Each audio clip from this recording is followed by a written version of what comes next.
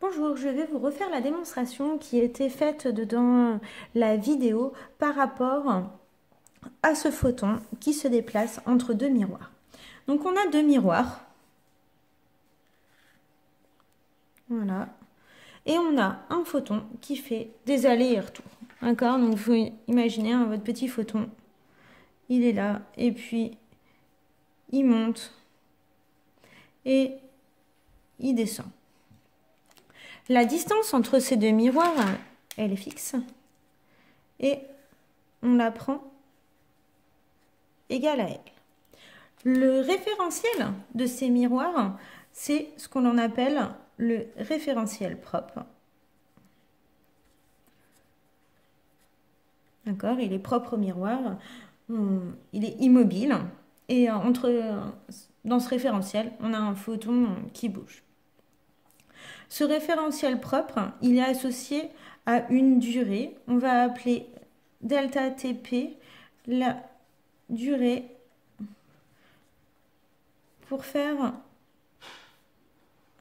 un aller. Alors, le plus souvent, on fait la durée pour faire un aller-retour, mais ça nous fait des coefficients 2 et je vois pas vraiment l'intérêt. Et puis, on a ces miroirs. En fait, ils se déplacent.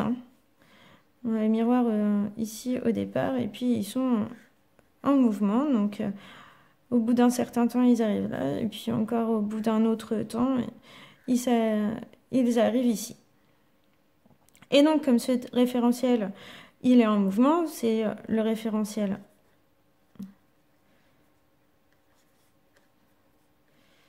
d'étude, où on aura un temps delta Tm mesuré. Delta Tm, le temps mesuré. Alors avant de passer dans ce référentiel d'étude, on va finir l'étude dans le référentiel propre. Dans le référentiel propre, eh bien, on peut définir une seule chose, c'est la vitesse.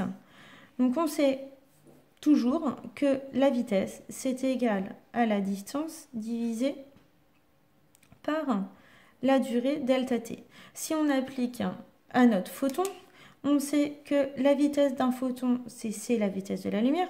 La distance parcourue, c'est L, le temps qui monte. Et le temps pour faire un aller, on l'a noté delta Tp. Donc on peut en déduire dans ce référentiel que C est égal à L sur delta Tp.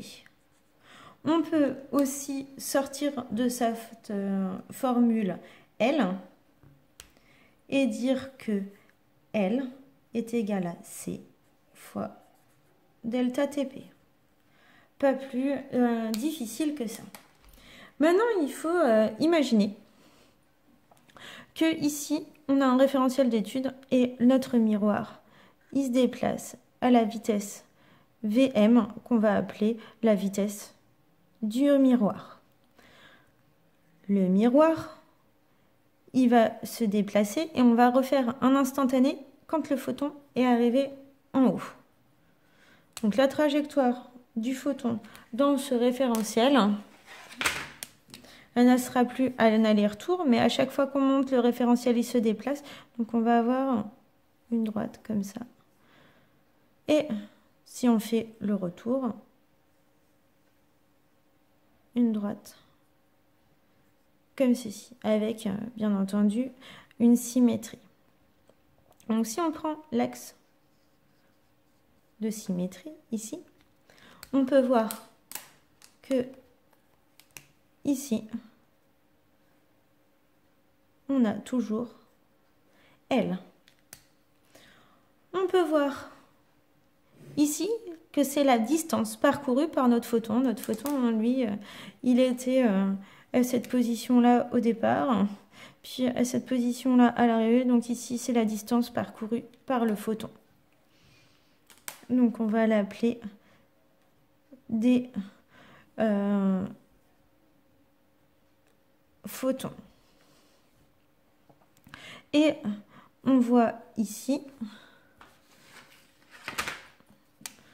qu'on a la distance parcourue par le miroir.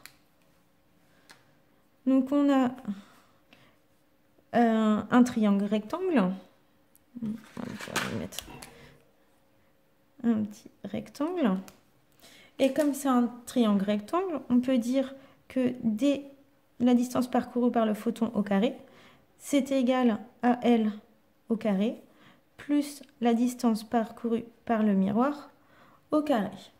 Alors, la distance parcourue par le miroir, bah, c'est une distance parcourue avec V miroir. Donc, on va utiliser la formule que l'on a vue précédemment. Donc, on étudie d'abord le miroir. Et on sait que D est égal à V fois delta T. Donc, dans le cas du miroir, D miroir est égal à la vitesse du miroir. Et le temps dans ce référentiel, c'est le temps correspondant, delta Tm. On peut voir en étudiant le photon, sa distance parcourue. Donc, dp est égal, toujours avec la même formule, la vitesse du photon, cc, fois le temps dans ce référentiel, delta tm, où on peut écrire c est égal à distance parcourue par le photon sur delta tm. Alors juste une petite parenthèse, si on compare ces deux formules-là, la vitesse, elles sont égales, L sur delta Tp égale à dp sur delta Tm. Comme on voit bien que cette distance est plus grande, le temps delta Tm est forcément plus grand que le temps delta Tp. C'est une obligation par rapport à l'égalité de ces formules. Mais c'est pas ce que l'on voulait démontrer. On va le noter quand même en bas de la page tout le temps. Delta Tp est plus petit que delta Tm. C'est une constante quand on a un référentiel propre et un référentiel d'étude avec un temps mesuré. Le temps propre est toujours plus petit que le temps mesuré. Alors si on reprend cette formule et qu'on remplace par toutes les grandeurs qu'on a, parce que delta dp on l'a, L on l'a aussi, dm on l'a aussi, ce qui nous donne tout. Donc, on va reprendre cette formule. Alors, je reprends une autre page parce que ça sera beaucoup plus facile et plus clair pour vous. Donc, on a dp carré est égal à L carré plus dm carré. C'est Pythagore qui nous l'avait donné.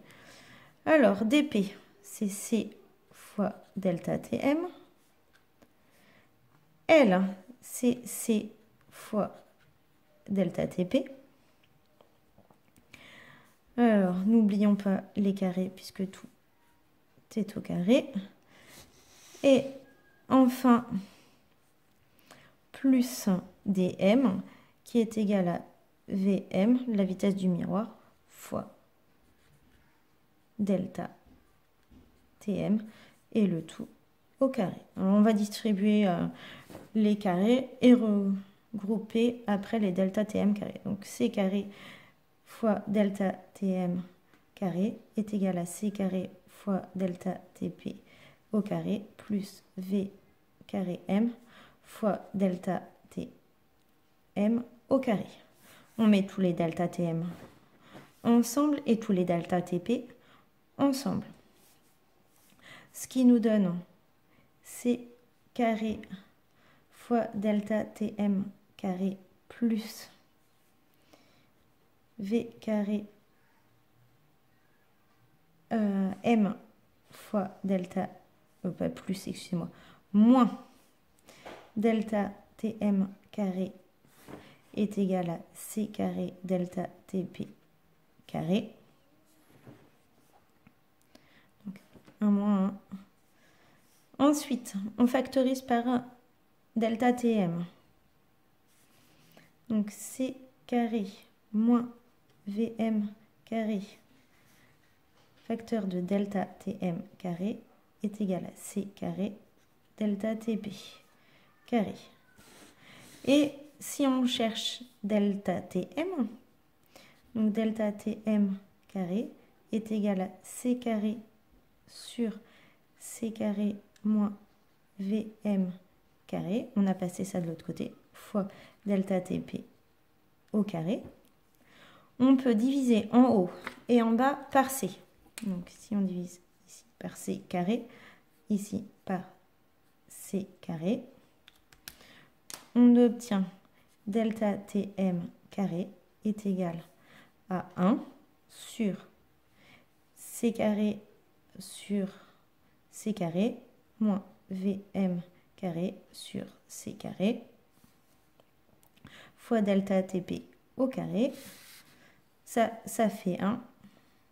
Donc delta Tm carré est égal à 1 sur 1 moins Vm carré sur C carré fois delta Tp au carré. Et on finit par delta Tm est égal à 1 sur racine de 1 moins Vm carré sur C carré fois delta Tp.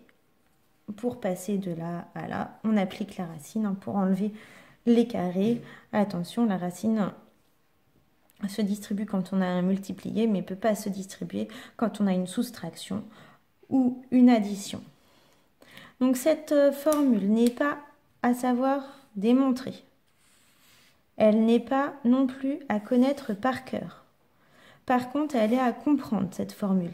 Delta Tm, c'est la durée dans un référentiel de mesure. Ça, c'est la durée propre. Donc, elle est toujours notée en secondes. Hein. C'est la durée propre. On l'obtiendra dans la référentielle de la particule qui n'est pas un photon. Donc, le référentiel particule. Et Vm, c'est la vitesse. Donc, en secondes.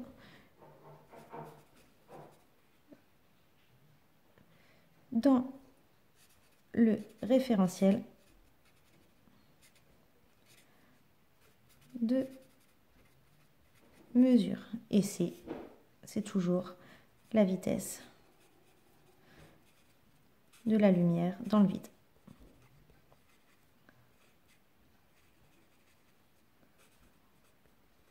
Donc les vitesses en mètres par seconde et les temps en secondes. Dans les calculs, ce qu'il faut surtout faire attention, c'est de ne jamais oublier les carrés. Et puis après, il faut savoir tourner la formule dans tous les sens, un petit peu comme tout le temps. Voilà pour les démonstrations. Et puis j'espère que ça vous a aidé. Au revoir.